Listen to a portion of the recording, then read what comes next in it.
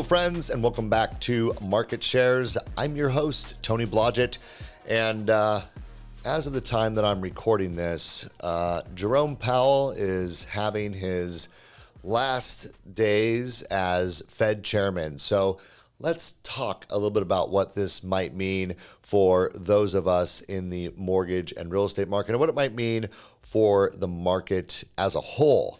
So as many of you know, the new Fed chairman will be Kevin Warsh, and this is, kind of like Jerome Powell, someone who came from Wall Street type of a background, has worked in private industry, and knows his way around the financial markets. Now, this is President Trump's pick for the Fed chairman, and I think it's a good pick.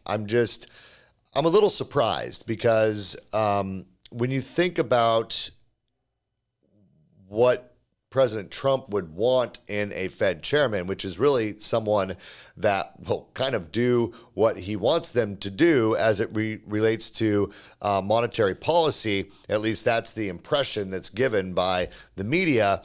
Kevin doesn't seem like the perfect fit for that.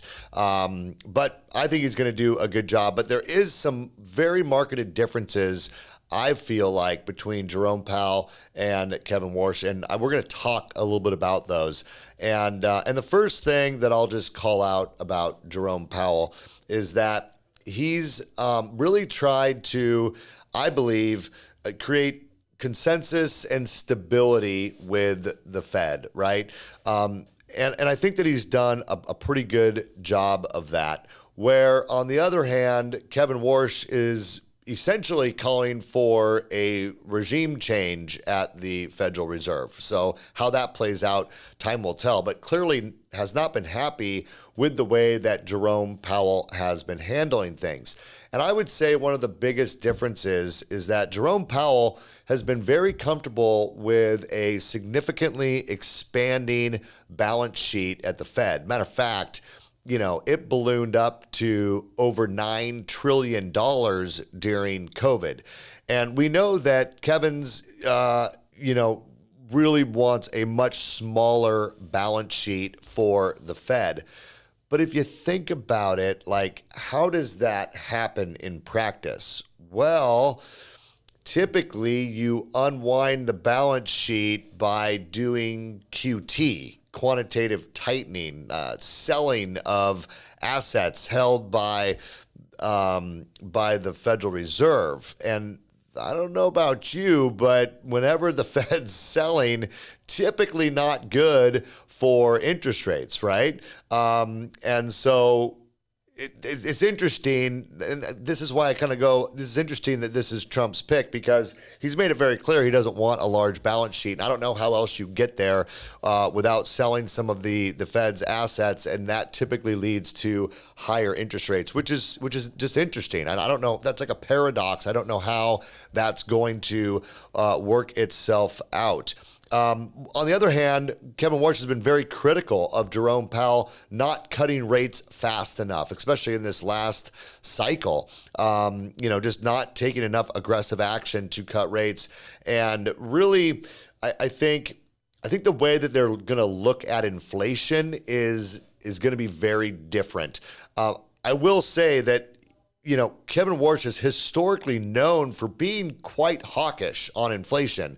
But it's the measure of inflation, and what Jerome Powell tends to do is kind of look at the current data and waiting for, we're going to wait for this next report to come out. We're going to see what happens with this next, thing that comes out. Well, with the tariffs, it's like, well, we think it might do this, and so we're going to wait and we're going to see. I mean, we expect it to be transitory, but until we know that, we can't take any action. I think what you're going to see from Kevin Warsh is a much more, forward-looking, predictive type of market reaction, as opposed to we're going to follow the data and we're going to really wait for the data so then we can follow the data. Something that's a little bit more predictive in what he feels like the market is going to do, and will create policy, monetary policy that kind of takes into consideration what he thinks is going to happen versus saying we need to wait and see what's going to happen, if that makes sense. And I think this is going to be a pretty fundamental difference. But look, bottom line is Jerome Powell, super comfortable with a massively large expanding balance sheet, quite comfortable using quantitative easing at multiple times, just like we've seen with previous Fed chairman using QE to purchase up both treasuries and mortgage-backed securities at different times. Kevin Warsh has been very critical of that strategy.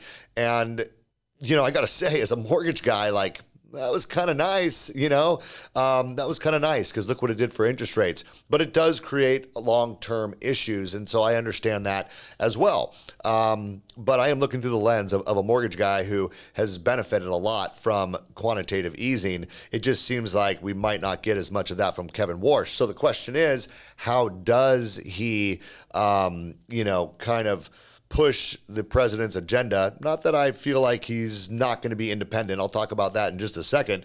But why would the president choose him if there's these large contradictions between him and Jerome Powell? Here's going to be another big difference, I suspect, which is communication. Now, for those of you who follow this podcast, I pretty much watch every Fed rate announcement, including the Q&A that's after it. And oftentimes what'll happen is we'll feel pretty good about the statement that Jerome Powell will read, that kind of prepared statement. But then he goes on to answer the Q&A, and in that process, inevitably says something that makes the market just, completely react, oftentimes in a negative way. And this is something that Kevin Warsh has been critical about on a number of occasions, saying that he would expect not just the chairman, but all the members of the Fed to be a little more tight-lipped about their thoughts about things and leave those conversations for their meetings and a lot less transparency to the media and to the public. Now, I'm a fan of transparency, just generally speaking. I think it's really a main staple of business in this day and age. I think transparency is important, but I get where Kevin Warsh is coming from here because the markets literally will hang on every word that anybody from the Fed says. And if they misstep and they say something that they didn't quite mean or it was taken out of context, you guys, we can see substantial market movement as a result. And that's really not fair to the overall market when one Fed person who's just one of 12 people that's voting can say something and the market can react to it so aggressively. So I think what you're going to see from this new regime, if you will, at the Fed is a lot more tight lips. I think you're going to see maybe still some Q&A after the press conferences, but probably nothing like we're used to with Jerome Powell. And it's possible it's literally just, here's our decision, here's our statement about that decision, and maybe even no Q&A. I don't know. We'll have to see what happens. But I expect there to be a lot less just open talk from the Fed chairman and from the other members of the Fed. I also, there's a lot of questions about the independence of the Fed. Obviously, Trump doesn't do himself any favors with the comments that he's made about the appointment of Kevin Warsh, literally saying that he expects him to lower interest rates. And, I don't think that does any favors. I think there's a lot of sound bites out there that make it look really bad. But Kevin Warsh was pressed on this very hard in his confirmation hearings. And I listened to parts of those. And he fully intends to be completely independent. He said it's the most important thing for both him and the institution of the Federal Reserve is to remain politically independent. But it's still widely believed that he would be more subjected to pressures from either the current administration or future ones, where Jerome Powell almost was the opposite. Like whenever Trump would criticize him, it's like he would intentionally go the other direction. just out of spite. So I don't know. We'll have to see how the independence thing plays out in reality. But I think that people believe he's independent enough, or he wouldn't have got confirmed. I think he said all the right things, and we'll have to see how that plays out. But let's lastly talk about what's actually going to happen. Is Kevin Warsh going to cut rates? And I think that there is an argument that rates should still come down a little bit because, yes, we have inflation pressures, especially with what's going on with the war, but we also have other struggles in the economy. And I talked about this a little bit a couple weeks ago that, things slow down when we have this sort of disruption with oil prices, and when companies are struggling financially as a result of these gas prices. It's not just the cost of goods that goes up, it's the cost of running your business that goes up. And when businesses start struggling, they have to then potentially lay off people and things like this, right? It trickles down through the economy. So there is starting to be some signs of weakness in the economy, and that is what happens oftentimes when there's disruptions like the one we're going through right now. We tend to only think about the inflation impact, but no one's really talking about the overall global financial markets that can be impacted by these sorts of things. And those do tend to warrant some easing, perhaps, by the Fed. And so if there is a reduction in rates, which it's still widely expected, we'll have at least one more rate cut here in 2026. But does that get accelerated? What's the justification behind that? I think that I think Kevin Warsh wants to lower rates. I believe that. But is the information there to support that decision widely? And the last thing that I will point out, you guys, is that the Federal Reserve Chairman does not make these decisions on their own. There are 12 voting members at every meeting deciding on our monetary policy. So it's not like he can just come in and decide we're going to cut rates. It's not up to him alone to make that decision. Now, he is in a very influential position amongst those, 12 members, and is now part of that debate, part of that conversation, and definitely will have more ability to influence people in one direction or another. There's no question about that. My guess is he would be successful at moving the needle over time if he strongly believed that they needed to go a different direction with monetary policy and could explain the why behind it and get a consensus with people. But if you look at the way the dot plot has been and you look at where the current Fed members are, he's got a lot of persuading to do to get the pendulum swinging the other direction. And given the current environment, justify significant reductions in the Fed funds rate in the face of what we're dealing with right now with inflation and whatnot. But just don't forget that there are 12 members. This does change the dynamic significantly from what it was when Jerome Powell was there. I do expect his arguments to the voting members to have a different basis for them, right? And Jerome Powell's talked so much about we're going to wait on the numbers, we're going to wait on the data. I think you're going to see a more forward-looking and anticipatory type of process from Kevin Warsh, which may start permeating through our voting members, and you see a different style to how and when they make the decisions that they make. But I do not expect an immediate or substantial rate cut as a result of him getting in. Even if he believes we should have lower rates, it will be a process to get there. And I think we have a lot to digest with what happens with inflation as this war continues to play out, which as of right now, I don't see a significant resolution. And even if we get a resolution,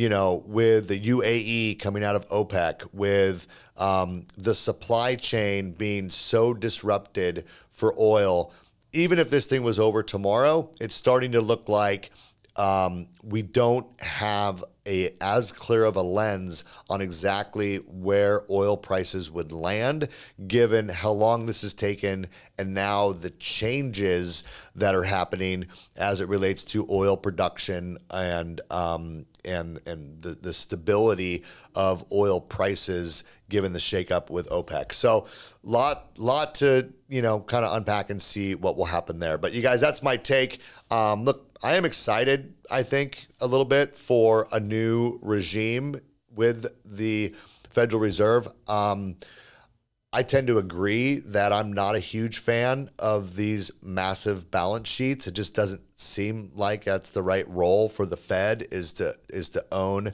that much and have that much influence over the markets. Like I said, those of us in mortgage and real estate and all the consumers who have super low rates were the benefactors of that strategy. But if there's a way to change that process without significantly impacting or increasing interest rates, I think I'm a fan of hearing what that strategy would be. So it's going to be interesting to see how this plays out. You can believe this, though. We will keep you abreast of what's going on. I'll always bring my perspective, my take on these changes that are happening in the mortgage market. I hope you enjoy the commentary, and I hope you enjoy market shares. If you do, please consider subscribing. I know many of you watch this on a weekly basis but aren't yet subscribed. So please consider subscribing. It definitely helps us get the message out. But more than that, tell someone that you know. Tell someone in your office, someone that you talk about mortgage and real estate stuff with. Say, hey, check out the Market Shares podcast. I would sure appreciate that referral. And either way, I will see you here next Friday because we launch a new episode every Friday, 10 a.m. Pacific time. And I'll see you then. Take care.